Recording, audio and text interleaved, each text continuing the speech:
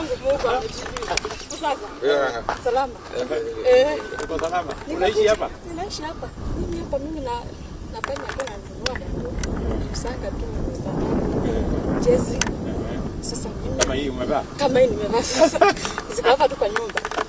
Okay. Nimeshukuru sana. Yes. Asante sana.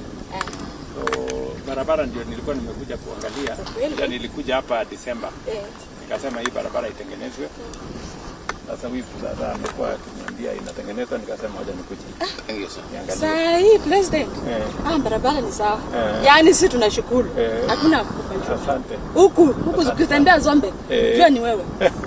Jua tu. Tena nilikuwa unajua nilikuja hapa 2008 tukajenga soko hapo. Nilikuwa natoka leba. Kalaka na kwa yes. Na sasa nimeona imebomolewa. Sasa hiyo ilikuwa najenga soko ya kisasa sasa.